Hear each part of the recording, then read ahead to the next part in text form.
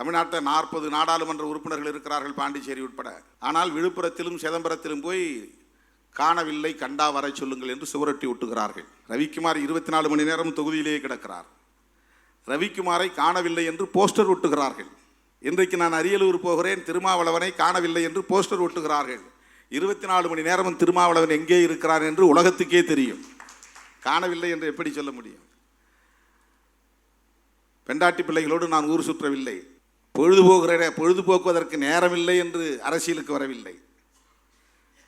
போனா போது ஒரு நாளைக்கு ஒரு 1/2 மணி நேரம் அரசியல் பண்ணும், அரசியலுக்கு வரல. 24 மணி நேரமும் மக்களோடு கிடக்கிறேன். அரசியலுக்காக என்னை ஒப்படைத்துக் கொண்டிருக்கிறேன். எனக்கென்று நான் செய்கிற வேலை குளிப்பதும் உண்பதும் 3 மணி நேரம் அல்லது 2 மணி நேரம் படுப்பதும் தான். நேற்று 2 மணி நேரம் தான் தூங்கினேன். 3 மணிக்கு படுக்க போகும்போது சொல்லிட்டு படுத்தேன், 4:30க்கு எழுப்பு. 2:30 மணிக்கு படுக்கும்போது சொல்லிட்டு படுத்தேன், 4:30க்கு எழுப்புங்கன்னு. கரெக்டாக 4:20க்கு தட்டி என்னை எழுப்புனாங்க. அதுக்கப்புறம் நான் குளிச்சுட்டு போய் இது வரலும் கண்ணை கூட மூடலை. இப்போ பனி 11 மேலே ஆயிடுச்சு. எவ்வளோ பேர் அங்கே காத்துட்ருக்காங்கன்னு தெரியாது. இங்கே வந்தவங்க பூரா பின்னாலே வருவாங்க சேஸ் பண்ணிக்கிட்டு. 1 மணி ஆனாலும் 2 மணி ஆனாலும் பார்த்துட்டு தான் போவாங்க. இப்படித்தான் ஓடிக்கொண்டிருக்கிறேன். ஆனால் நம்முடைய வளர்ச்சியை விரும்பாத அற்பர்கள் நம்மை இன்றைக்கு குறிவைத்து நமக்கு எதிரான அவதூறுகளை பரப்புவதில் கவனம் செலுத்துகிறார்கள். நாம் உணர்ச்சி வயப்படக்கூடாது. அதெல்லாம் நம்ம ரியாக்ஷனரியாக இருக்கக்கூடாது. ஒருத்தர் சொன்னால் உடனே நாம் அதே வார்த்தையால் திட்டணும் அப்படிங்கிறது ரொம்ப அண்டர் லெவல். அவன் என்னை வாடான்னு சொன்னால் நான் அவனையும் போடான்னு சொல்லுவேன் அப்படிங்கிறது ரொம்ப ரொம்ப முதிர்ச்சியே இல்லாத நிலை அது. அரசியலில், பொது வாழ்வில் இன்னும் எவ்வளவோ சதிகளை நாம் சந்திக்க வேண்டியிருக்கும், எவ்வளவோ சூழ்ச்சிகளை நாம் எதிர்கொள்ள வேண்டியிருக்கும், எவ்வளவோ அவதூறுகளை நாம் சந்திக்க வேண்டியிருக்கும், மிக கடுமையான சவால்களை நாம் எதிர்கொள்ள வேண்டியிருக்கும். மோடி ஆட்சி இருண்ட காலத்தின் சாட்சி என்னும் நூல் வெளியீட்டு விழாவை தலைமை வகித்து உரையாற்றி விடைபெற்று சென்றிருக்கிற இந்த நூலின் பதிப்பாசிரியர் அண்ணன் நக்கீரன் கோபால் அவர்களை, அனைவரையும் வரவேற்று உரையாற்றி சிறப்பித்திருக்கிற தகடூர் தமிழ்ச்செல்வன் அவர்களை, நிகழ்வை நெறிப்படுத்தி கொண்டிருக்கிற தம்பி ரஜினிகாந்த் அவர்களை, தம்பி சாரநாத் அவர்களை, இந்நிகழ்வை முன்னிலை வகித்து சிறப்பித்துக் கொண்டிருக்கிற முன்னணி பொறுப்பாளர்கள் எல்லாளன், இளஞ்சேக்குவேரா, பாலசிங்கம், எழில் கரோலின், பார்வேந்தன், விடுதலை செழியன், திருமூர்த்தி, காசி, சௌ பாவேந்தன், வள்ளியூர் வீரகுமார், சொக்கலிங்கம், சைதை ஜேக்கப் ஆகிய தோழர்களே,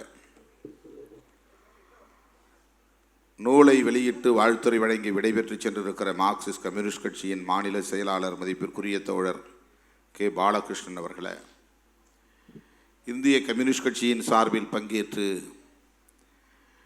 உரையாற்றி விடைபெற்று சென்றிருக்கிற மாநில துணை செயலாளர் தோழர் மு வீரபாண்டியன் அவர்களே,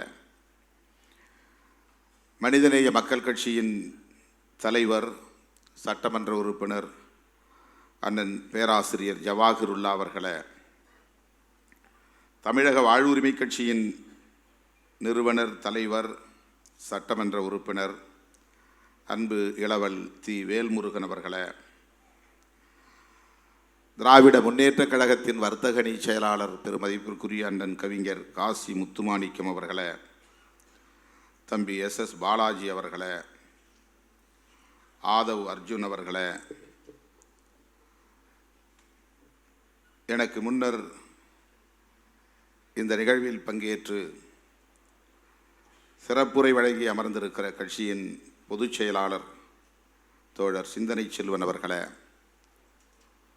எழுச்சி தமிழர் என்கிற இந்த பெயரை நமது அடையாளமாக ஆக்கிய நம்முடைய கவிஞர், தமிழ் தேசிய பாவலர் அண்ணன் அறிவுமதி அவர்களே, பாடலாசிரியர் பழனி பாரதி அவர்களே, புரட்சி கணல் இளையக்கம்பன் அவர்களே, கவிஞர் தமிழமுதன் அவர்களே, நண்பர் ஈசாக் அவர்களே, இசை நிகழ்ச்சியை சிறப்புற நடத்தி நிகழ்வுக்கு சிறப்பு சேர்த்த நம்முடைய இசையரசு அவர்களின் தலைமையிலான இசை கலைஞர்களே, நன்றியுரையாற்றிய மாவட்ட செயலாளர் கரிகால் வளவன் அவர்களே, நூலாசிரியர் தம்பி வன்னியரசு அவர்களே, இந்த நள்ளிரவு வேளையிலும் அரங்கம் நிறைந்து காங்கிரஸ் பேரியக்கத்தை சார்ந்த அன்பு சகோதரர் வழக்குரைஞர் மாவட்ட செயலாளர் மாமன்ற உறுப்பினர் சிவ ராஜசேகர் அவர்களே, திரளாக கூடியிருக்கிற என் உயிரின் உயிரான விடுதலை சிறுத்தைகளே, உங்கள் அனைவருக்கும் என்னுடைய பணிவார்ந்த வணக்கத்தை தெரிவித்துக் கொள்கிறேன். நள்ளிரவை நெருங்குகிற நேரம், நிறைய பேச வேண்டும் என்கிற பேராவலோடு வந்தேன். வழக்கம் போல நேர நெருக்கடி. தம்பி வன்னியரசு அவர்கள் ஒரு புத்தகத்தை தொகுத்து வெளியிடக்கூடிய அளவுக்கு ஆன்றோர் சான்றோர் பலரும் வந்து வாழ்த்தக்கூடிய அளவுக்கு இன்றைக்கு தன்னுடைய ஆளுமையை அவர் தன்னைத்தானே சிறப்புக்குரிய ஒரு ஆளுமையாக செதுக்கி கொண்டிருக்கிறார் என்பது எனக்கு பெருமையை தருகிறது, பூரிப்பை தருகிறது. ஒரு வார ஏட்டின் நிருபராக தம் வாழ்க்கையை தொடங்கிய தம்பி ஜெயராஜ்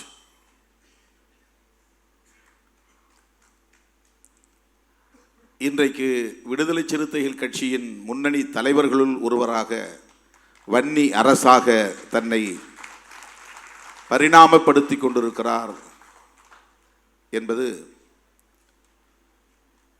உள்ளபடியே பெருமகிழ்வை தருகிறது. அவர் இங்கே அதை நினைவுபடுத்தினார். மறைந்த ஞா சமத்துவம் அவர்கள் மூலம் எனக்கு அறிமுகமானார்.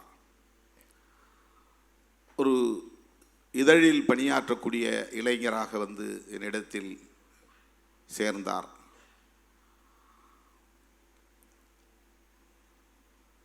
அதன் பிறகு அவர் என்னோடு நெருக்கமானார். இந்த இயக்கத்தோடு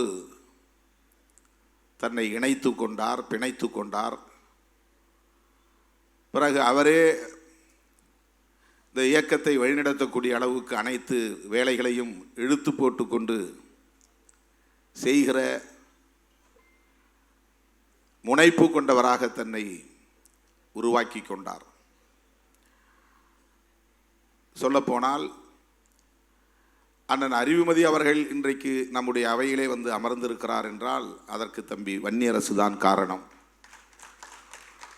பழனி பாரதி அவர்கள் நம்முடைய இயக்கத்திற்கு பாடல்கள் எழுதுகிறார் என்றால் அதற்கு தம்பி வன்னியரசு தான் காரணம். கபிலன், இளைய கம்பன், தமிழமுதன், இசையரசு போன்ற ஆளுமைகள் எல்லாம் இந்த இயக்கத்திற்கு இன்றைக்கு தூண்களாக விளங்குகிறார்கள், ஊக்கம் தருகிற உந்து சக்திகளாக இருக்கிறார்கள் என்றால் இவர்களை எல்லாம் ஒருங்கிணைத்த பெருமை தம்பி வன்னியரசை சாரும் என்பதை நான் பெருமையோடு இங்கே பதிவு செய்ய விரும்புகிறேன். எல்லோரும் எனக்கு தெரியும். ஆனால் அவர்களையெல்லாம் ஒரு நூலிலே கோர்ப்பதைப் போல, மாலை கோர்ப்பதைப் போல கோர்ப்பதற்கு ஒரு ஆளுமை தேவைப்படுகிறது. இந்த இயக்கத்தை வலிமைப்படுத்துவதற்கு தமிழ் தேசிய பரப்பில் தம்பி வன்னியரசு அவர்கள் வலிய வலிய உறவை தேடி தேடி சென்று திருமாவளவன் தலைமையில் நாங்கள் இயங்குகிறோம், சிறுத்தைகளாய் நாங்கள் இயங்குகிறோம், நீங்களெல்லாம் எங்களுக்கு உற்ற துணையாக இருக்க வேண்டும் என்று இந்த உறவுகளை எல்லாம் நம்மோடு கொண்டு வந்து இணைத்தவர். ஏன் வேல்முருகன் அவர்கள் கூட இன்றைக்கு நம்மோடு இவ்வளவு இணக்கமாக இருப்பதற்கு தம்பி வன்னியரசு தான் காரணம் என்றால் அதை மறுக்க முடியாது. அப்படி சொல்லிக்கொண்டே போகலாம். இன்றைக்கு இவ்வளவு பாடல்கள், இந்த இயக்க பாடல்கள் யூடியூப்பிலே கிடக்கிறது என்று சொன்னால் அவ்வளவு பாடல்களையும் எழுதுவதற்கும் அவற்றுக்கு இசையமைப்பதற்கும் அவற்றை படைப்பதற்கும் பெருமுயற்சிகளை எடுத்துக்கொண்டவர் தம்பி வன்னியரசு என்பதை நான் மகிழ்வோடு இங்கு பதிவு செய்ய கடமைப்பட்டிருக்கிறேன். எத்தனை பாடல்கள் இங்கே இன்றைக்கு நமக்காக 900க்கும் மேற்பட்ட பாடல்கள் எந்த இயக்கத்திற்கும் கிடையாது. கிட்டத்தட்ட 1000 பாடல்கள் ஒரு இயக்கத்திற்காக, இயக்கத்தின் கொள்கைகளை பரப்புவதற்காக, ஒரு இயக்கத்தின் தலைமையை மக்களிடையே கொண்டு போய் சேர்த்து அந்த தலைமையின் மீதான நம்பகத்தன்மையை வலுப்படுத்துவதற்காக, இவர்தான் நமக்கான நம்பிக்கைக்கு உரியவர், இவரை நாம் ஏற்க வேண்டும் என்று அறிவார்ந்த ஆன்றோர்களின் சான்றோர்களின் ஆளுமையை பயன்படுத்தி அதை இயக்க ஆற்றலாக மாற்றியதில் தம்பி வன்னியரசுக்கு பெரும்பங்கு உண்டு. அதேபோல தமிழ்மண் என்கிற இதழ் தாய்மண் என்று தான் தொடங்கினோம். அதே பெயரில் திராவிட முன்னேற்றக் கழகத்தை சார்ந்த கவிஞர் ஏற்கனவே பதிவு செய்து வைத்திருந்ததனால் நமக்கு அந்த பதிவு கிடைக்கவில்லை, தாய்மண் கிடைக்கவில்லை. அவரும் அதை தருவதற்கு ஒப்பவில்லை. பிறகுதான் நான் சொன்னேன், தமிழ்மண் என்று தேடு, அதை பதிவு செய்வோம் என்று கேட்டுக்கொண்டேன். அந்த அடிப்படையில் தான் தம்பி வன்னியரசு எடுத்துக்கொண்ட முயற்சியின் விளைவாகத்தான் தமிழ்மண் என்கிற இதழ் நமக்கு உருவானது. நான் சட்டமன்ற உறுப்பினராக அடியெடுத்து வைத்த போது 2001 நான் சட்டமன்றத்திற்குள் அடியெடுத்து வைக்கும் படம்தான் முதல் இதழின் அட்டை படம். அப்போது இவ்வளவு பெரிய ஆளுமை உள்ள குழுமம் நம்மிடத்திலே கிடையாது. ஒரு கேமரா வாங்குவதற்கு கூட நமக்கு சக்தி கிடையாது. நமக்கு ஒரு நல்ல தட்டச்சர் கிடையாது. தன்னுடைய மனைவியையே தட்டச்சராக கொண்டு வந்து அலுவலகத்திலே அமர வைத்து தானும் தன் மனைவியுமாக, கணவனும் மனைவியுமாக பகல் இரவாய் பாடுபட்டு அந்த இயக்கத்தை, அந்த இதழ் இயக்கத்தை நிலைநாட்டிய பெருமை தம்பி வன்னியரசுக்கு உண்டு. கணவனும் மனைவியுமாக சேர்ந்து இரவு பகலாக உழைத்து தமிழ்மண் என்கிற இதழை நாடறிய செய்தது, நாடு முழுக்க கொண்டு போய் சேர்த்தது தம்பி வன்னியரசு. இவையெல்லாம் அனைத்தும் கலப்படம் இல்லாத, புனைவு இல்லாத, கற்பனை இல்லாத உண்மைகள், வரலாற்று உண்மைகள்.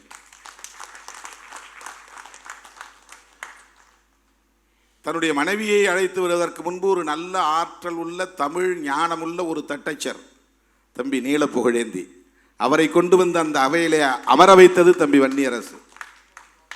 இன்றைக்கும் நம்மோடு இருக்கிற கவினி வன்னியரசு கண்டுபிடித்த ஒரு ஆளுமை. இன்றைக்கும் நம்மோடு அவர் இருக்கிறார்.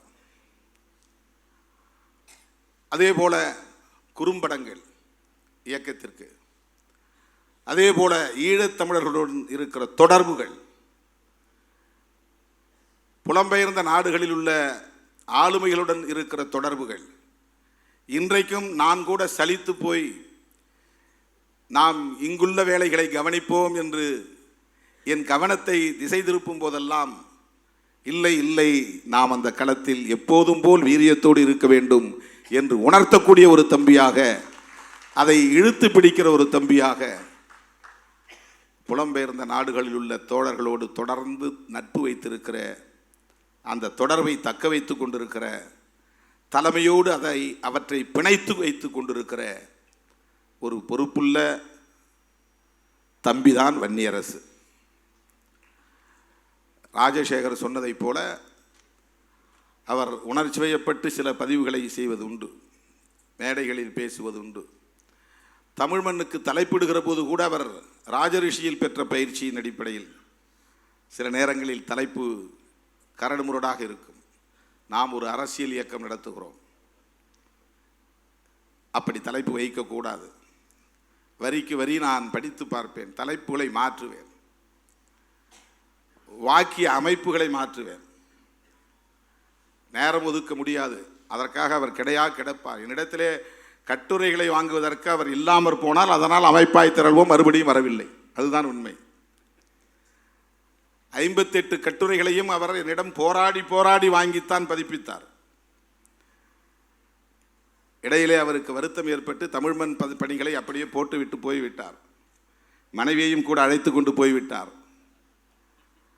ஆனால் கட்சியை விட்டு போகவில்லை, அந்த பணிகளை அப்படியே விட்டுவிட்டார். வருத்தம் அரசியலில் இருக்கத்தான் செய்யும். எல்லோரையும் என்னால் திருப்திப்படுத்த முடியாது. சொன்னால் கேட்டுக்கொள்வார் திரு வன்னியரசு என்ற நம்பிக்கையிலே நான் சில முடிவுகளை எடுத்தேன். தென் மாவட்டங்களை சார்ந்தவர்களுக்கே வட மாவட்டங்களில் சீட்டு கொடுக்க முடியாது. 1-2 பேர் என்ற கணக்கிலே நான் 2011 அவருக்கு போட்டியிடுகிற வாய்ப்பை என்னால் தர இயலவில்லை. ஒவ்வொரு நாடாளுமன்ற தேர்தலிலும் தனக்கு ஒரு வாய்ப்பு கிடைக்கும் என்கிற எதிர்பார்ப்பு அவருக்கு இருந்தது. ஏன் ஈழத்தில் யுத்தம் நடந்து கொண்டிருக்கிற போதே அரசியல் துறை பொறுப்பாளர் நடேசன் அவர்களின் இடத்திலே தொடர்பு கொண்டு பேசிய போது சத்தியமூர்த்தி என்கிற சேரலாதன் முதலிலே பேசிவிட்டு அவரிடத்திலே கொடுத்தார். இதெல்லாம் நடந்த உண்மை. நாங்கள் இட்டுக்கட்டி பேச தெரியாது. புலிகளோடு எங்களுக்கு இருந்த தொடர்பு வேறு எவருக்கும் இருந்திருக்க முடியாது. அது அண்ணன் பிரபாகரன் அவர்களுக்கும் திருமாவளவனுக்கும் தெரியும். அடுத்து வன்னியரசுக்கு தெரியும். வேறு யாருக்கும் தெரியாது. நாங்கள் என்ன செய்தோம் என்பது இன்றைக்கு புலம்பெயர்ந்த நாடுகளில் கூச்சல் போட்டு கொண்டிருக்கிற குஞ்சு குளவான்களுக்கு தெரியாது. அவர்களெல்லாம் இப்போது பிறந்தவர்கள், வரலாறு தெரியாது. விடுதலை புலிகளுக்கும் விடுதலை சிறுத்தைகளுக்கும் இடையிலான உறவு, வன்னியரசு எந்த அளவுக்கு அதில் ஈடுபாடு கொண்டிருந்தார் என்பது எனக்கு மட்டும்தான் தெரியும். தோழர்களே, அப்போது நடேசன் தொலைபேசியிலே வந்தார். அப்போதெல்லாம் அவர்கள் கையில் வைத்திருந்த தொலைபேசி சாதாரண தொலைபேசி அல்ல, சேட்டலைட் தொலைபேசி என்று சொல்வார்கள். தம்பி வன்னியரசு தான் கொண்டு வந்து கொடுத்தார். அந்த யுத்தம் நடந்து கொண்டிருக்கிறது, எந்த நேரத்திலும் நாங்கள் சாம்பலாகி விடுவோம் என்று தான் பேச்சை தொடங்கினார் சேரலாதன். இங்கு இருக்கிற இயக்கங்களை எல்லாம் கடுமையாக திட்டி பேசினார். தலைவர்களின் பெயர்களை சொல்லி ஒருமையில் பேசினார்.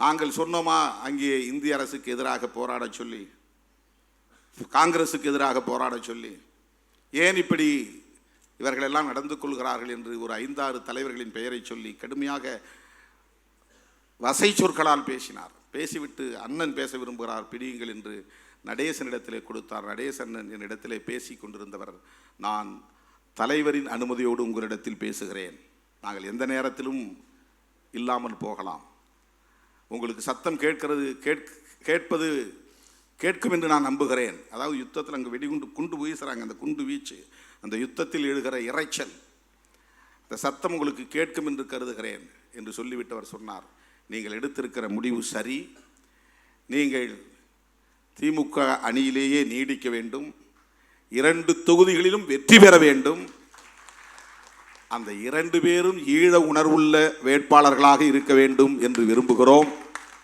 ஒரு தொகுதியில் நீங்கள் போட்டியிட்டால் இன்னொரு தொகுதியில் வன்னியரசை நிப்பாட்டுங்கள் என்று சொன்னார்.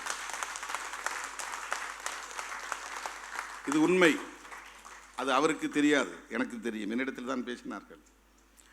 ஆனால் நான் கட்சியில் சில புரோட்டோகால், எவ்வளவு நம்பிக்கையோடு தம்பி வன்னியரசு இருந்தாலும் கூட பைபாஸ் பண்ணி கட்சியிலே இருக்கிற மூத்த பொறுப்பாளர்களை தாண்டி வன்னியரசை விடவும் இன்னும் வலுவாக அந்த களத்திலே பணியாற்றக்கூடிய தகுதியுள்ளவர்கள் தேவை என்ற நிலையில்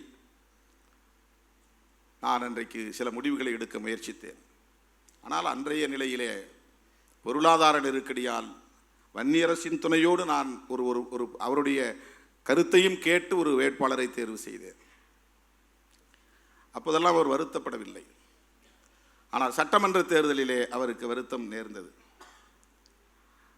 அப்போதும் எனக்கு நம்பிக்கை, அவர் கோபித்துக் கொள்ள மாட்டார் என்கிற ஒரு நம்பிக்கை தான். ஏனென்றால் கிடைப்பது 8, ஆனால் 800 பேருக்கு மேலானவர்கள் கட்சியிலே தகுதி படைத்தவர்கள் இருக்கிறார்கள். நமக்கெல்லாம் 234 தொகுதி போதாது. நம்முடைய கட்சியிலே எம்பி வேட்பாளர்கள் 40 தொகுதிகள் போதாது. கிடைப்பது 2.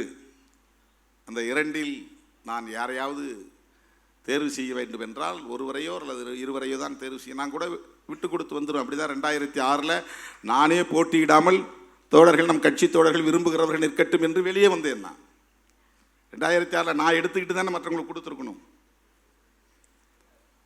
தேர்தல் அப்படி தானே எனக்கு எல்லாரும் இருக்கிறோம்.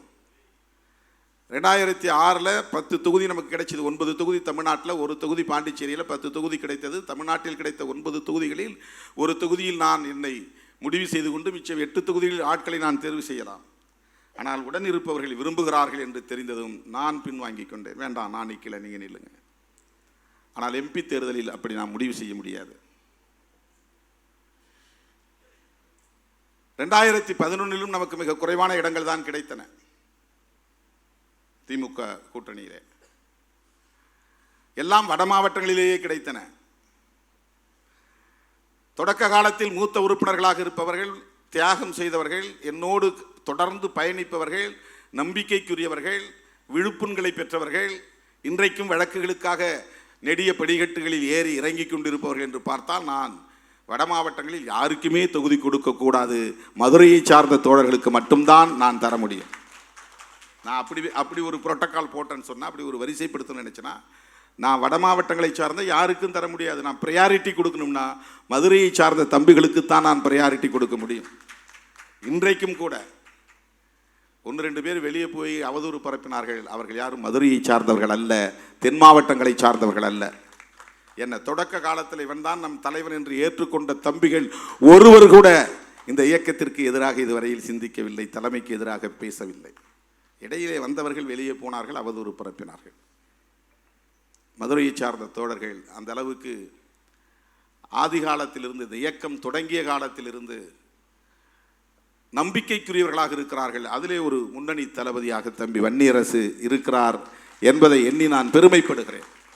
இப்படி காலங்கள் உருண்டோடிய நிலையிலும் கூட அவருக்கு சில வருத்தங்கள் ஏற்பட்டாலும் கூட என்றைக்கும் சிறுத்தைகள் இயக்கம்தான் நம்முடைய இயக்கம், என்றைக்கும் திருமாவளவன் தலைமைதான் நம்முடைய தலைமை என்கிற அசைக்க முடியாத உறுதிப்பாட்டை கொண்ட ஒரு இளைஞர் தான் தம்பி வன்னியரசு என்பதை நான் இந்த இடத்திலே பதிவு செய்வது என்னுடைய கடமை. அதன் பிறகு அவர் பணிகளை நிறுத்திவிடவில்லை, தொடர்ந்து அந்த பணிகளை மேற்கொண்டார். அண்மையில் கூட பிறந்த நாள் விழா, மணி விழா கொண்டாட வேண்டும், அதை எப்படி கொண்டாட வேண்டும், அதற்கு என்ன கமிட்டியை அமைக்க வேண்டும், யாரை அமைக்க வேண்டும், இதை தொடங்கி வைத்தவர், அதற்கான உந்துதலை தந்தவர் வன்னியரசு. மணிவிழா தொடக்கத்தை வெற்றிகரமாக நடத்துவதற்கும் மணிவிழா நிறைவை நடத்துவதற்கும் கூட, மணிவிழா நிறைவை நடத்துவதற்கு இயலாமற் போனது, காலம் தள்ளி போய்விட்டது, நடத்தியே தீர வேண்டும். நான் அறிஞர் பெருமக்களிடமும் உங்களை பற்றிய கட்டுரைகளை எல்லாம் தொகுக்கப் போகிறேன் என்று என்னிடத்திலே ஒப்புதல் பெற்று மிகப்பெரிய பணி, அது மிகப்பெரிய பணி. இன்றைக்கு இருக்கிற கட்சியினுடைய வெள்ளி விழா மலராக இருந்தாலும், பொன்விழா மலராக இருந்தாலும், இன்றைக்கு மணிவிழா மலராக இருந்தாலும், இதற்கு 100 விழுக்காடு தம்பி வன்னியரசு தான் முழு பொறுப்பெடுத்துக் கொண்டு செய்தார். திருமாமணி என்கிற பெயரில் மணிவிழா மலரை இன்றைக்கு நாம் கொணர்ந்திருக்கிறோமே, அந்த மணிவிழா மலரில் 60க்கும் மேற்பட்ட அறிஞர் பெருமக்கள் கட்டுரைகள் எழுதியிருக்கிறார்கள். அது வெறும் திருமாவளவன் துதி அல்ல, விடுதலை சிறுத்தைகளின் அரசியல் கோட்பாடு குறித்த கட்டுரைகள், நாம் எந்த களத்தில் நிற்கிறோம் என்பது குறித்த கருத்துக்கள். நான் தேடி போய் அண்ணா அறிவுமதி அவர்கிட்ட பேசுறதுக்கு நேரம் கிடையாது. எனக்கு பழனி பாரதி அறிமுகமே கிடையாது. இன்னைக்கு அவரை வைத்து மணிவிழாவுக்காக இந்த சனாதன எதிர்ப்பு வெல்லும் ஜனநாயக மாநாட்டுக்கு ஒரு பாடலை எழுதி, அந்த பாடலை தமிழ், தெலுங்கு, மலையாளம், கன்னடம், இந்தி என்று 5 மொழிகளில் பாடகர்களை வைத்து பாட வைத்து அதையும் அவர் வெளியிடுவதற்கு தயாராகிவிட்டார். அன்றைக்கு மேடையில் வெளியிட முடியவில்லை. ஒரு குறும்படம் தயாரித்தார், வெளியிட முடியவில்லை. இவ்வளவு நாம் உடன் இருக்கிறோம், நமக்கு ஒரு வாய்ப்பு தரவில்லை, ஒரு சட்டமன்ற உறுப்பினராக, நாடாளுமன்ற உறுப்பினராக போகிற வாய்ப்பு அமையவில்லை என்கிற ஏக்கம் இருக்கலாம். ஆனாலும் கூட அதையெல்லாம் கடந்து கட்சி பணி ஆற்றுவதில், தலைமைக்கு நம்பிக்கையோடு இருப்பதில், தலைமையை மேலும் வலுப்படுத்துவதற்கு உற்றார் யார் யாரோ, தமிழ் தேசிய உற்றார், சாதி ஒழிப்பு உற்றார், பெரியாரிய கருத்தாளர்களாக இருக்கிற உற்றார் என்று அந்த உற்றாரை எல்லாம் ஒருங்கிணைத்து எல்லா தளங்களிலும் இன்றைக்கு கட்சிக்கு ஒரு பெரிய இணைப்பு பாலமாக தம்பி வன்னியரசு இருக்கிறார் என்பதை நான் பெருமகிழ்வோடு இந்த நிகழ்விலே பதிவு செய்து, அவரை பாராட்டி, அவர் ஊடகங்களில் சில நேரங்களில் தவறாக பேசினாலும் சரி, சமூக ஊடகங்களில் தவறாக பதிவு செய்தாலும் சரி, மிக கடுமையாக நான் பேசுவேன். மதுரை தம்பி எல்லாரையும் நான் யாரையும் உரிமையில் பேச மாட்டேன், அவங்கள மட்டும் உரிமையில் பேசுவேன். அவன் இவன் தம்பின்னு, வேறு யாரையும் நான் உரிமையில் பேச மாட்டேன். வாங்க போங்கன்னு தான் பேசுவேன். அவங்களோட அப்படி நான் பழகிட்டேன். ரொம்ப ரொம்ப ரொம்ப தொடக்க காலத்தில் அந்த மாதிரி பழகிட்டேன். ஏன்னா அவங்களுக்கு எழுத படிக்க தெரியாது. ஆனால் என்னை நம்பி வந்தார்கள், என் தலைமையை ஏற்றுக்கொண்டார்கள், நான் அறிவித்த அத்தனை போராட்டங்களிலும் பங்கேற்றார்கள், காயம்பட்டார்கள், ரத்தம் சிந்தினார்கள். அந்த அளவுக்கு இன்றைக்கும் அந்த நம்பிக்கையோடு இருக்கிறார்கள். அருமை தோழர்களே, தம்பி வன்னியரசு அவர்கள் சிவராஜசேகர் சொன்னதைப் போல ஒரு கருத்தை அண்மையிலே பதிவு செய்தார் காங்கிரஸை பற்றி. அது ராஜசேகருக்கு தெரியாது, வேறு யாருக்கும் தெரியாது. நான் வன்னியரசு வரை சொல்லி அறையிலே உட்கார்ந்து கண்டித்தேன். உன்ட நாளுக்கு நாள் மெச்சூரிட்டி வரணும், நீ முதிர்ச்சி அடைந்த தலைவராக உன்னை ஆளாக்கி கொள்ள வேண்டும். அரசியலில் பொது வாழ்வில் உணர்ச்சி வயப்படுவதற்கு இடம் கொடுக்கவே கூடாது. நாம் எல்லாவற்றையும் கடந்துதான் வந்திருக்கிறோம். நமது பரப்புகிறார்கள். தமிழ்நாட்டில் 40 நாடாளுமன்ற உறுப்பினர்கள் இருக்கிறார்கள், பாண்டிச்சேரி உட்பட. ஆனால் விழுப்புரத்திலும் சிதம்பரத்திலும் போய் காணவில்லை, கண்டா வர சொல்லுங்கள் என்று சுவரொட்டி ஒட்டுகிறார்கள். ரவிக்குமார் 24 மணி நேரம் தொகுதியிலேயே கிடக்கிறார். ரவிக்குமாரை காணவில்லை என்று போஸ்டர் ஒட்டுகிறார்கள். இன்றைக்கு நான் அரியலூர் போகிறேன், திருமாவளவனை காணவில்லை என்று போஸ்டர் ஒட்டுகிறார்கள். 24 மணி நேரமும் திருமாவளவன் எங்கே இருக்கிறார் என்று உலகத்துக்கே தெரியும். காணவில்லை என்று எப்படி சொல்ல முடியும்? பெண்டாட்டி பிள்ளைகளோடு நான் ஊர் சுற்றவில்லை, பொழுதுபோக்குவதற்கு நேரமில்லை என்று அரசியலுக்கு வரவில்லை. போனா போது ஒரு நாளைக்கு ஒரு அரை மணி நேரம் அரசியல் பண்ணும், அரசியலுக்கு வரல. 24 மணி நேரமும் மக்களோடு கிடக்கிறேன். அரசியலுக்காக என்னை ஒப்படைத்துக் கொண்டிருக்கிறேன். எனக்கென்று நான் செய்கிற வேலை குளிப்பதும் உண்பதும் 3 மணி நேரம் அல்லது 2 மணி நேரம் படுப்பதும் தான். நேற்று 2 மணி நேரம் தான் தூங்கினேன்.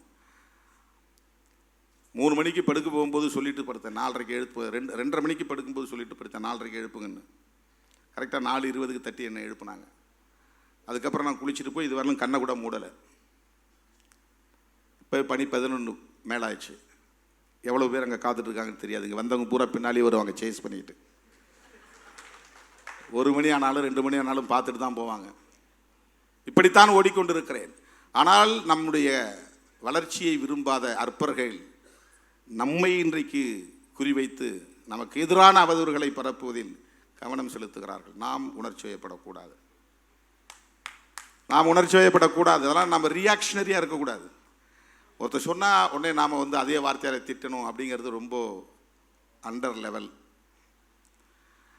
அவன் என்னை வாடான்னு சொன்னால் நான் அவனையும் போடான்னு சொல்லுவேன் அப்படிங்கிறது ரொம்ப ரொம்ப முதிர்ச்சியே இல்லாத நிலை அது. அரசியலில் பொது வாழ்வில் இன்னும் எவ்வளவோ சதிகளை நாம் சந்திக்க வேண்டியிருக்கும், எவ்வளவோ சூழ்ச்சிகளை நாம் எதிர்கொள்ள வேண்டியிருக்கும், எவ்வளவோ அவதூறுகளை நாம் சந்திக்க வேண்டியிருக்கும், மிக கடுமையான சவால்களை நாம் எதிர்கொள்ள வேண்டியிருக்கும். ஒவ்வொரு முறையும் மருத்துவர் ராமதாஸ் அவர்களை பற்றி ஏதாவது எழுதுவார், கூட்டு சத்தம் போடுவேன். கருத்தியெல்லாம் விமர்சனம் பண்ணு, தனிநபராக அவருக்கு எந்த பட்ட பேரும் கொடுக்காது. எதுக்கு அப்படி நீ கொடுக்குற? சாதாரண மக்கள் பேசுகிறாங்க, நாம் பேசக்கூடாது. நீ ஒரு கட்சியில் முக்கியமான பொறுப்பாளர், உங்களுடைய எழுத்தில் அது வரக்கூடாது. கண்டிச்சிருக்கிற. இப்போ அது மாதிரி அவர் எழுதுறதில்லை.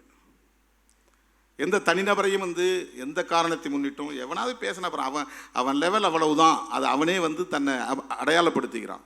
என்னை பற்றி ஒருத்தன் குறைவாக பேசுகிறான்னா அது என்ன அவன் குறைத்து மதிப்பிடுவதில்லை. அவன் எந்த லெவலில் இருக்கிறாங்கிறத அவன் எக்ஸ்போஸ் பண்ணிக்கிறான், அம்பலப்படுத்திக்கிறான். அவங்ககிட்ட இருக்கிற சரக்கு அவ்வளவுதான், அவனுடைய தரம் அவ்வளவுதான், அவனுடைய தகுதி அவ்வளவுதாங்கிறத அவனே வெளிச்சம் போட்டு காட்டிக்கொள்கிறான். அவ்வளவுதான். இதை நாம் கடந்து போக வேண்டும். நமக்கு மிகப்பெரிய லட்சியம் இருக்கிறது. நாம் சந்திக்க வேண்டிய சவால்கள் ஏராளம், நாம் தொட வேண்டிய இலக்கு வெகு தூரம்.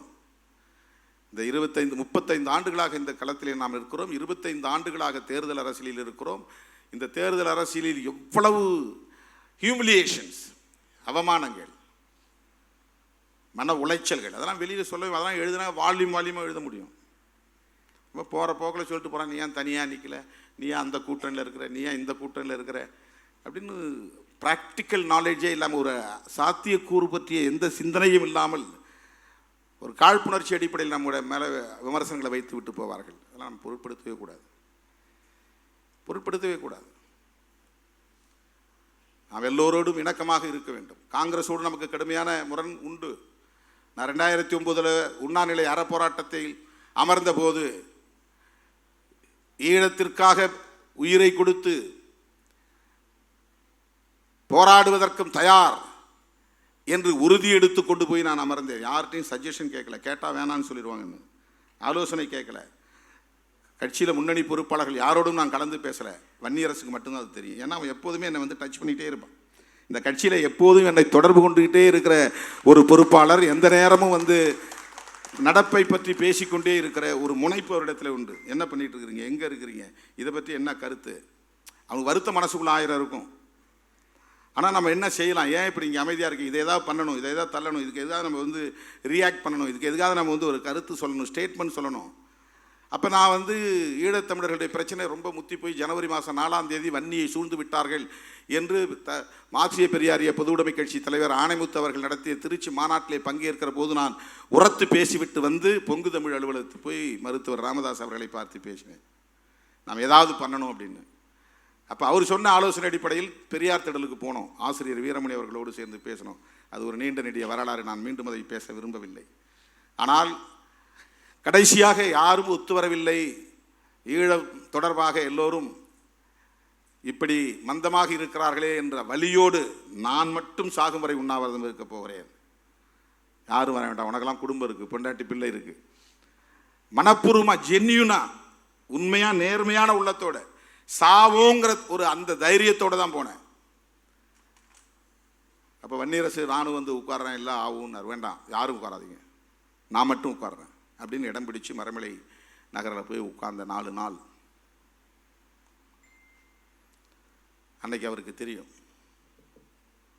தோழர்களே, அந்த உண்ணாவிரதத்தின் போது ஈழத்துக்கு ஆதரவாக போராடக்கூடிய சக்திகள் ஓடி வந்து என் பக்கத்திலே அவர்களும் சேர்ந்து அமர்ந்திருந்தால், ஊக்கப்படுத்தி இருந்தால், விட வேண்டாம் என்று என்னை கட்டாயப்படுத்தி இருந்தால், தொடருங்கள் என்று உந்துதல் தந்திருந்தால், 5வது நாள் 6வது நாள் பொங்கல் முடிந்து, அது அப்போ பொங்கல் டேஸ், எல்லாம் பொங்கல் கொண்டாடி இருந்தாங்க. தமிழ்நாடே பொங்கல் கொண்டாடி கொண்டிருந்தது சிறுத்தைகளை தவிர. திருமாவளவன் உண்ணாநிலை அறப்போராட்டத்தில் சாக தயார் என்று உட்கார்ந்திருந்த வேளையில் 32 பேர் 26 பேர் 4வது நாள் குண்டர் தடுப்பு சட்டத்திலே தூக்கி போட்டார்கள். கூட்டணியில் இருந்து கொண்டே நீங்கள் எதிர்முகாமில் சேர்ந்து கொண்டு இந்த ஆட்சியை கவிழ்க்க முயற்சிக்கிறீர்கள் என்று முதல்வருக்கு உளவுத்துறை அன்றைக்கு ரிப்போர்ட். நாங்கள் திமுகவில் இருந்துகிட்டே திமுக கூட்டணியில் இருந்தாலும் கூட ஈழத்தமிழர் பிரச்சனையில் தனித்து முடிவெடுத்தோம். அதுதான் நடந்தது. அன்றைக்கு யாரும் வந்து பக்கத்தில் உட்காரல, போராட்டத்தை கைவிட வேண்டியதாயிடுச்சு. மருத்துவர் ராமதாஸ் தான் வந்து என்னை கட்டாயப்படுத்தி நிறுத்தவும் சொன்னார், நாம் 2 பேரும் சேர்ந்து பண்ணுவோன்னு. ஆனால் அவரை யாரும் விமர்சிக்கலை. திருமா இது தகுமா என்று என்னை தான் விமர்சித்தார்கள். நான் ஏதோ சமரசமாயிட்டேன், இந்த போராட்டத்தை கைவிட்டுட்டேன், பயந்து பின்வாங்கிட்டேன்னு. என்னுடைய நேர்மை திறம் எனக்கு தெரியும். எந்த அளவுக்கு உள தூய்மையோடு அந்த களத்திலே நான் இறங்கினேன் என்பது எனக்கு தெரியும். ஆனால் அந்த தூய்மை பலரிடத்தில் இல்லை என்பதை நான் அந்த களத்தில் தான் புரிந்து கொண்டேன். இன்றைக்கு புலம்பெயர்ந்த தமிழர்கள் என்னென்னவோ இளம் தலைமுறையினர் பேசுகிறார்கள், காங்கிரஸோடு எங்களுக்கு முரண்பாடு. அந்த கூட்டத்தில் காங்கிரஸை பற்றி நான் பேசினேன், கடுமையாக விமர்சனம் செய்தேன். ஆனால் இன்றைக்கு நான் காங்கிரஸ் கூட்டணியில் இருக்கிறேன், சமரசம் செய்து கொண்டு அல்ல, பதவி என்கிற அடிப்படையில் அல்ல. இந்திய அரசியல் சூழலில் காங்கிரஸோடும் இணைந்தால்தான் சனாதன பாசிச பயங்கரவாதிகளை வீழ்த்த முடியும். அந்த பொட்டன்ஷியல் பவர் காங்கிரஸுக்கு இருக்கு. அது ஆட்சிக்கு வராமல் இருக்கலாம், எண்ணிக்கை குறைவாக இருக்கலாம். நேஷனல் பார்ட்டி தேசிய கட்சி என்று வருகிற போது பிஜேபிக்கு எதிராக இன்றைக்கு ஒரு கட்சி தேசிய அளவில் இருக்கிறது என்றால் அது காங்கிரஸ் கட்சி தான். இப்போ காங்கிரஸும் இடதுசாரிகளும் சேர வேண்டும் என்பதை 10 ஆண்டுகளாக பேசுகிறோம். முதலாக மோடியை வேட்பாளர், பிரதமர் வேட்பாளர் என்று அறிவித்த போது கடுமையாக கண்டனம் தெரிவித்து ஆபத்தை உணர்த்தி பேசிய இயக்கம். அதை இன்றைக்கு எஸ்விஆர் அவர்கள் தன்னுடைய அணிந்துரையிலே பதிவு செய்திருக்கிறார். பாசிசம் வாசல்படியில் என்று ஒரு ஆய்வுக் கட்டுரை நான் எழுதினேன். இங்கே உள்ள இடதுசாரி சிந்தனையாளர்கள் கூட அந்த ஆபத்தை அன்றைக்கு உணராமல் இருந்தார்கள். ஆனால் அந்த ஆபத்தை உணர்ந்த முதல் கட்சி விடுதலை சிறுத்தைகள் கட்சி தான் என்று பதிவு செய்திருக்கிறார். அப்போதே நான் சொன்னேன், பதறினேன். அந்த நாளிலிருந்து இந்த நாள் வரையில் பதறிக்கொண்டிருக்கிறோம். ஏன்னா ஐடியாலஜி தான். தனிப்பட்ட முறையில் நமக்கு மோடி அவர்களை பற்றி எதுவும் தெரியாது, காழ்ப்புணர்ச்சி கிடையாது. பிஜேபியை பற்றி தனிப்பட்ட முறையில் நமக்கு எந்த முரண்பாடும் கிடையாது. இந்த நாட்டை பாதுகாக்க வேண்டுமானால் அவர்களின் கோட்பாடு சனாதனம் என்கிற பாசிசம் வலுப்பெற்று விடக்கூடாது. அதனால தான் இப்போ கூட நாம் தென்னிந்தியாவிலேயே இவிஎம்ஐ எதிர்த்து 2 கட்ட போராட்டத்தை நடத்திய இயக்கம் விடுதலை சிறுத்தைகள் கட்சி தான். 2 கட்டம் போராட்டம் நடத்தியிருக்கிறோம். 2வது பேசும்போது நான் சொன்னேன், தேர்தலில் நாங்கள் போட்டியிடாமல் புறக்கணிக்கவும் தயாராக இருக்கிறோம் நாட்டை காப்பாற்றுவதற்கு, இவிஎம்ஐ தடுப்பதற்கு என்று. இதெல்லாம் நான் வெறும் பேச்சா பேசலை, ஆழ் மனதிலிருந்து சொல்கிறேன். அந்த அளவுக்கு ஆபத்து இருக்கு என்கிற காரணத்தினால் சொல்லுகிறேன். சும்மா நாங்கள் 2 பேர் ஜெயிச்சு போகிறதுனால ஒன்றும் பெரிய மாற்றம் நிகழ்ந்துட போகிறதில்லை. ஆனால் இவிஎம்முக்கு எதிராக போராட வேண்டிய தேவை இருக்கிறது. அந்த உணர்வை மக்களிடத்திலே வளர்க்க வேண்டிய தேவை இருக்கிறது. அதை நான் ஆழமாக உணர்ந்த நிலையில் தேர்தலை புறக்கணிக்கவும் தயார் என்று நான் சொன்னேன். தோழர்களே, தேர்தல் நெருங்கி கொண்டிருக்கிறது. தமிழ்நாட்டில் அவர்கள் என்னதான் தலைகீழாக நின்றாலும் அவர்களால் இங்கே வேரூன்ற முடியாது, காலூன்ற முடியாது என்கிற நம்பிக்கை நமக்கு உள்ளது. அதிமுகவின் வாக்கு வங்கியை தம் பக்கம் ஈர்க்க வேண்டும் என்பதற்காக மோடி இன்றைக்கு பல்லடத்திலே பேசுகிற போது எம்ஜிஆர் அவர்களையும் ஜெயலலிதா அவர்களையும் வானளாவ புகழ்ந்து பேசியிருக்கிறார். ஜெயலலிதா அம்மையார் உயிரோடு இருந்தபோது மோடியா லேடியா என்று சவால் விட்டவர். கருத்தியலாக அவர்களுக்கு பெரிய முரண் கிடையாது, அமைப்பு ரீதியாக அவர்களுக்கு முரண். மோடி கிரேஸ் என்பது, மோடி சம்பந்தப்பட்ட ஒரு ஈர்ப்பு என்பது அதிமுக தொண்டர்களையும் ஈர்த்து விடக்கூடியதாக இருந்துவிடக்கூடாது. அதை தடுக்க வேண்டுமானால் மோடியை எதிர்க்க வேண்டும் என்கிற உத்தியை அன்றைக்கு ஜெயலலிதா எடுத்துக்கொண்டார். அவருக்கு சனாதனத்தில் முரண்பாடோ அல்லது அயோத்தியா பிரச்சனையில் முரண்பாடோ ராமர் கோவில் கட்ட வேண்டும் என்பதிலே முரண்பாடோ எதுவும் கிடையாது. பிஜேபிக்கு என்ன ஸ்டாண்டோ அதுதான் ஜெயலலிதாவுடைய நிலைப்பாடும். ஈழத்தமிழர் பிரச்சனையிலும் அப்படித்தான். அருமை தோழர்களே, மோடி இன்றைக்கு தமிழ்நாட்டை குறிவைத்து காய்களை நகர்த்தி கொண்டிருக்கிறார். திராவிட இயக்க அரசியலை நீர்த்து போகச் செய்ய வேண்டும் என்பது அவர்களின் முக்கியமான குறிக்கோளாக இருக்கிறது. திராவிட அரசியலை நீர்த்து போகச் செய்வதன் மூலம் அவர்கள் சனாதன அரசியலை நிலைநிறுத்த முடியும். அதுதான் முக்கியம். அவங்க முதல்ல திமுக இன்றைக்கு ஆளுங்கட்சியாக இருப்பதனால் பெரிதாக அவர்களை ஒன்றும் செய்ய முடியாது. பலவீனமாக இருப்பது இன்றைக்கு அதிமுக. அதிமுகவை சிதறடித்து விட முடியும் என்று கணக்கு போட்டு வேலை செய்கிறார்கள். அதிமுகவை சார்ந்த தொண்டர்களே, தலைவர்களே, எச்சரிக்கையாக இருங்கள். இது என்னுடைய தோழமையான வேண்டுகோள். உங்கள் கட்சி அழிய வேண்டும், உங்கள் கட்சி சிதைய வேண்டும் என்று சராசரி அரசியல்வாதியாக நான் ஒருபோதும் கருத மாட்டேன். நீங்களும் திமுகவும் இங்கே எதிரும் புதிருமாக 50 ஆண்டுகளுக்கு மேலாக இருந்ததனால்தான் இங்கே சனாதன சக்திகளால் காலூன்ற முடியவில்லை. உங்களோடு நமக்கு முரண்பாடுகள் இருக்கலாம், எங்களோடு உங்களுக்கு முரண்பாடுகள் இருக்கலாம், உங்களுக்கு இடையிலே முரண்பாடுகள் இருக்கலாம். ஆனால் நீங்கள் இருவரும் இங்கே வலிமையான சக்தியாக இருந்ததால் தான் பிஜேபியாலும் இங்கு ஒன்றும் செய்ய முடியவில்லை. சொல்லப்போனால் காங்கிரசும் மீண்டு எழ முடியவில்லை. எம்ஜிஆர் என்ற ஒரு ஆளுமை இல்லாமல் இருந்திருந்தால், திமுக காங்கிரஸ் என்கிற போட்டியே தொடர்ந்திருந்தால், அடுத்து திமுகவுக்கு எதிராக காங்கிரஸ் ஆட்சிக்கு வந்திருக்கும். காங்கிரஸ் வர முடியாமலே போனதற்கு எம்ஜிஆர் ஒரு காரணம். காங்கிரஸ் தமிழ்நாட்டில் மீண்டெழ முடியாமல் போனதற்கு அதிமுக ஒரு காரணம். ஆகவே அதிமுக திமுக என்கிற 2 வலிமையுள்ள சக்திகள் இங்கே தொடர்ந்து இருதுருவமாக போட்டியிட்டுக் கொண்டிருந்த நிலையிலே, போராடி கொண்டிருந்த நிலையிலே சனாதன சக்திகளால் இங்கே காலூன்ற முடியாமல் தடுக்கப்பட்டது என்கிற வரலாற்று உண்மையையும் நாம் மறந்துவிட முடியாது, மறைத்து விட முடியாது, மறுத்து விட முடியாது. சில பேர் என்ன சொல்கிறான், இவர் இங்கே சீட்டு போடுறதுக்காக பேசுகிறாருங்கிறான். அது அவன் புத்தி, எனக்கு இல்லை. எடப்பாடியை பாராட்டி ட்வீட் போட்டால் அங்கேயும் சீட்டு போட்டு வைக்கிறார் திருமாவளவன் 2 சீட்டுக்குன்னு. கிடையாது, அந்த மாதிரி சராசரி ஆள் அல்ல திருமாவளவன். இன்னும் திருமாவளவனை புரிந்து கொள்வதற்கு நீங்கள் வெகு தூரம் பயணிக்க வேண்டும். உங்கள் லெவல் ஆஃப் அண்டர்ஸ்டாண்டிங் அவ்வளவுதான். என்னை புரிந்து கொள்வதற்கு உங்களுக்கு இன்னும் பயிற்சி தேவை, சிந்தனை பயிற்சி தேவை. அப்படித்தான் நான் பார்க்கிறேன்.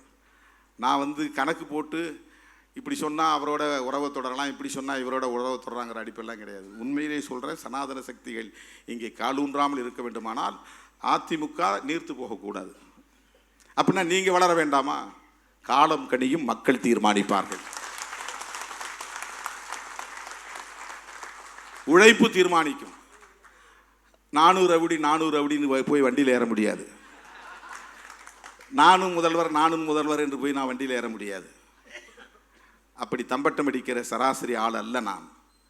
தமிழ்நாட்டு மக்கள் ஒரு நாள் தெளிவை பெறுகிற போது துணிவை பெறுவார்கள். சிறுத்தைகளை அமர வைக்க வேண்டிய இடத்தில் அமர வைப்பார்கள். அப்படித்தான் 25 ஆண்டுகளாக இந்த களத்திலே தாக்கு பிடித்து நிற்கிறோம். ஒரு பைசா கையில் காசு கிடையாது, தம்பிடி பைசா கிடையாது. தேர்தல் அரசியலை அடியெடுத்து வைத்த போது எப்படி இருந்தோமோ அப்படித்தான் இன்றைக்கும் இருக்கிறோம். 4 எம்எல்ஏ இருக்கலாம், 2 எம்பி இருக்கலாம். ஆனால் அன்றைக்கு எப்படி இருந்தோமோ அப்படித்தான் இன்றைக்கும் இருக்கிறோம். அதனால்தான் யாராலும் நமக்கு கருத்தியல் ரீதியாக பேச முடியல. தனிநபர் ரீதியாக அவர்களால் இங்கே பேரம் பேசினார், அங்கே பேரம் பேசினார், இப்படி மாற்றி பேசினார், அப்படி மாற்றி பேசினார், எந்த குற்றச்சாட்டை வைக்க முடியவில்லை. இது எதற்கு நான் சொல்லுகிறேன் என்று சொன்னால், நாம் நம்முடைய கருத்தியலில், நம்முடைய கோட்பாட்டில், நம்முடைய கொள்கையில் உறுதியாக இருந்து தொடர்ந்து இணைந்து பயணிக்க வேண்டும். காலம் கனியும் போது மக்கள் நம்மை ஏற்றுக்கொள்வார்கள். 15 வருஷத்துக்கு முன்னாடி நான் சொன்னேன், 20 வருஷத்துக்கு முன்னாடி சொன்னேன், கல்லெடுத்து வீசுகிற தம்பி ஒரு நாள் என் மீது பூவெடுத்து வீசுவான் என்று சொன்னேன். நான் ஒன்றும் ஞானி இல்லை.